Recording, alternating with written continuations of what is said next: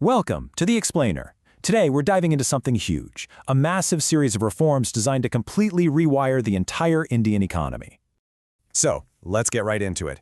How does a country with over a billion people even begin to overhaul its entire economic operating system?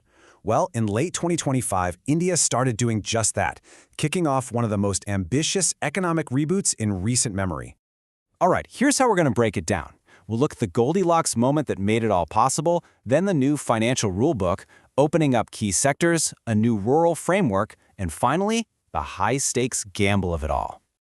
Okay, first up, the Goldilocks moment.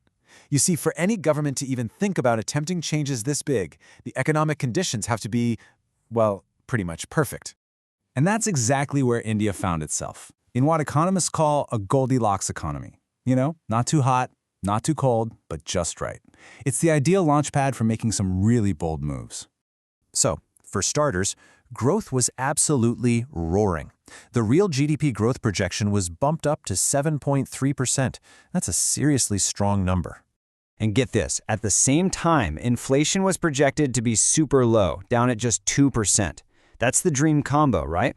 It gives the central bank a ton of breathing room. And that low inflation is exactly why the Reserve Bank of India felt confident enough to actually cut its key interest rate down to 5.25%. Basically, they were saying, let's keep this good thing going. So, with the economy in that perfect Goldilocks zone, the government made its first big play, rewriting the entire financial rulebook. This came in the form of the Securities Markets Code bill. The whole idea was to take three old, kind of clunky laws and merge them into one single, modern framework for India's capital markets. Think of it as a massive cleanup and upgrade. But it wasn't just about simplification. A really key change was in the governance of the market regulator, SEBI. The board was expanded with a specific mandate to bring in more people with real market expertise. It's all about beefing up the regulator for the future. And this is about more than just a bigger board. It's about making regulation smarter and faster. For example, they introduced something called a statute of repose, basically an 8-year limit on investigations. This is a huge deal. It's meant to stop cases from dragging on forever, which creates a ton of uncertainty for businesses. All right, so the financial markets got a makeover, but this reboot went way beyond that. The next step was to open up some really strategic sectors that had been, for a long time, pretty closed off. First up, insurance. The government threw the doors wide open, raising the limit for foreign direct investment all the way to 100%. And this timeline really shows you how big of a leap that is. I mean, just look at the progression. Why did this? Well, insurance penetration in India is still really low, just under 4% of GDP.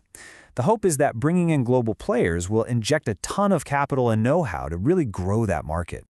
Okay, next up is a truly monumental shift, this time in energy. A new law, the Shanti Bill, set a massive target, scaling up nuclear energy capacity to 100 gigawatts by 2047. That is a huge number. And here's the real bombshell. To get there, the bill completely repeals the old 1962 Atomic Energy Act. For the very first time, private companies can now build, own, and operate nuclear power plants. This is a complete game changer for India's energy sector. So we've talked big finance, we've talked big energy, but this economic reboot didn't stop there. It also reached deep into rural India, shaking up one of the country's biggest and best-known social welfare programs. Yeah, the landmark MGNRGA Rural Employment Scheme was completely repealed and replaced with a new program. And you can see the key differences right here. The number of guaranteed workdays goes up, which sounds great, but look at the funding. It shifts from being 100% centrally funded to a 60-40 split between the center and the states. That's a huge structural change. Now, the government's argument, as you can see from the Rural Development Minister, is that this shift is all about creating modern rural infrastructure and fixing issues with the old scheme. But, as you can imagine, it's not without its critics. Concerns are being raised about the new financial burden on states and also about what happens to workers' rights since the scheme is now halted during peak farming seasons. Okay, so we've seen these huge changes across finance, energy, and rural policy. So what's the big idea here? What's the end game for this high-stakes reboot? Well, the vision is enormous. It's called Viksit Bharat, the goal of making India a developed nation by 2047 with a $10 trillion economy. But the risks are just as big. You've got political pushback on the MGREGA repeal and some very real concerns about things like accountability and transparency, especially in the newly privatized nuclear sector. Ultimately, whether this whole thing works is going to come down to execution, which leaves us with the big question, right? Is this a high-risk gamble, or is it the blueprint that finally unlocks India's potential as the next global economic powerhouse?